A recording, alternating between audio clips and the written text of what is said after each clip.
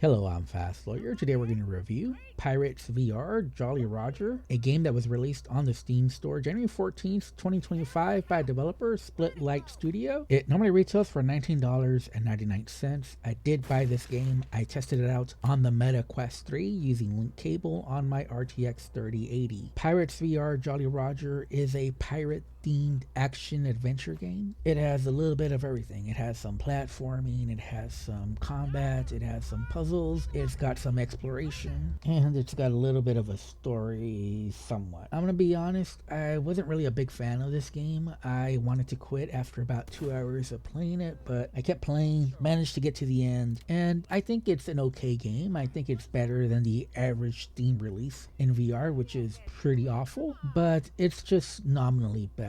It's really disappointing, especially for the asking price. I thought this would be a good game. There was a major VR content creator that called this a good game, but I would say it's not good at all, and I totally disagree with that content creator. This game is unfortunately outdated now in 2025 VR. This game would have been probably fine in 2017 VR, and when I was playing this game, I honestly felt like I was playing the Temu or Wish version of Horizon Call of the Mountain. This game has climbing, a lot of climbing, probably too much climbing. It's very repetitive and it just leads nowhere. The VR mechanics are not immersive. They're very outdated. There's just a general lack of polish, and worst of all, this game is just very forgettable. The pirate theme cannot save it. The good news is that the game took me exactly 3.9 hours to beat, and I was very happy when it was over, and this was even after facing some bugs that I had to get past. I'm gonna give this game a 6 out of 10, and I'm gonna tell you the good, the bad, and the ugly. But before I say anything else, I do want to make clear that I do not think Pirates VR Jolly Roger is a bad game. I think it's an okay game that's solid for the most part. It's running on the Unreal Engine 4.2. On my RTX 3080, I was getting mostly 90 frames per second. I did have textures set to high. As far as visually, I thought there were parts of the game that looked good, but there were also parts of the game that didn't look good at all. The most disappointing thing to me was a lot of the character animations. A lot of the skeletons looked pretty bad with their animations and their attacks. I thought the game did look better in outdoor areas with the sun and the lighting, but once you got into some of the interior areas in the caves and all, it was just not very well lighted, and a lot of the textures just didn't look very good. And although it looks like an open world, there were a lot of artificial boundaries that prevented you from going into certain directions. For example, you have the jaguars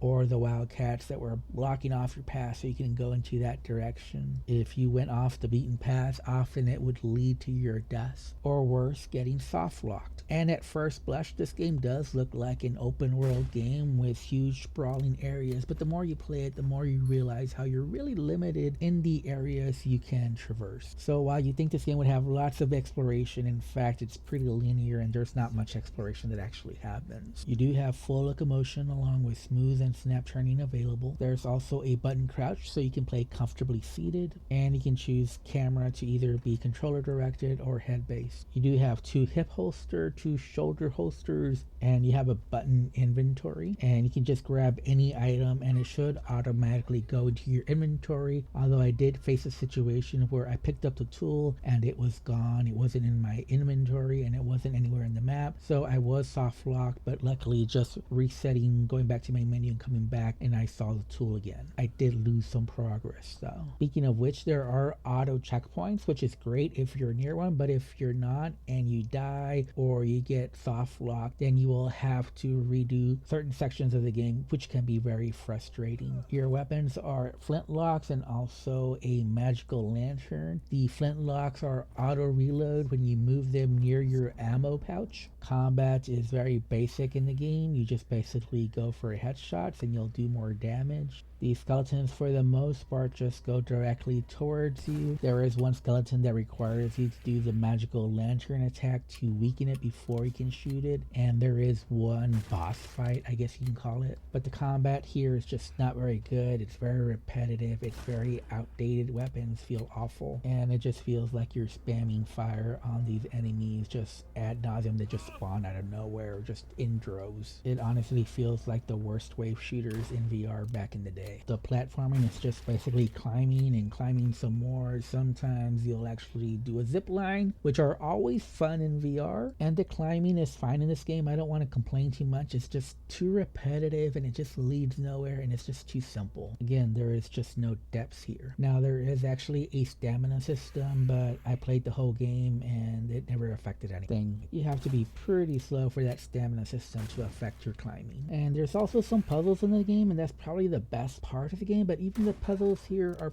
pretty uninspired. Most of the puzzles were either fetch quests or just observe the signs and match them. The trickiest puzzle was finding out where one of the items were or how to unlock a chest. But like I said, the game is not awful. There were some parts that were fun to explore, but I'm afraid this game just never got the pacing right, never got the proper atmosphere. You're supposed to be on this epic pirate adventure, and it just feels very cheesy all the way throughout. And you have this annoying parrot that just says the dumb thing that I tried to shoot it, but apparently it just fails. So at the end of the day, it's not worth it to kill your parrot, even though you might want to do it. Now, it's actually the same voice actor that does all the voices in this game, and the parrot is the only one that was annoying, so I think he did a good job overall. There just wasn't much with the parrot. And it's not that the parrot is so bad, it's just that he repeats his phrases over and over again that it gets annoying. Now, the sounds are pretty solid overall. It has a good musical soundtrack, and the ambient sounds are pretty solid as well. But the game is pretty short, and there's just not much of a story. I really don't know what the story was, to be honest with you. It was pretty forgettable. I think maybe you're just a greedy pirate out for treasure, and there's some mini game challenges that you can unlock with the gold that you get. But this game just feels very unpolished overall. It's also very generic and forgettable. The UI is very ugly. You see these coin signs just thrown about the world that really breaks any immersion you might have had.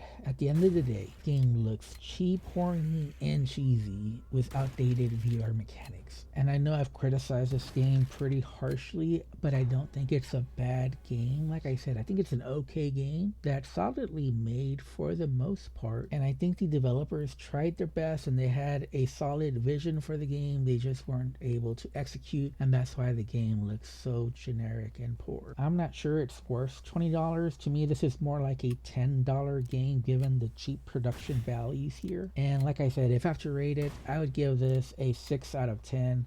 Sure, it's better than most Steam VR game releases, but most Steam VR game releases are not good at all, and this game makes the unforgivable sin of being forgettable and generic. Like I said, I wanted to quit after 2 hours, but I was able to get to the end, thankfully. And any VR content creator that tells you this game is good is probably one you should unfollow and never listen to their advice again. Anyways, I'm Fast Lawyer. This has been my full review for Pirates VR Jolly Roger. If you found this video useful, don't forget to like, comment, and subscribe. And as always, have a wonderful day and enjoy the rest of the video. Let's go! Feel the wind from the sea. Time to go.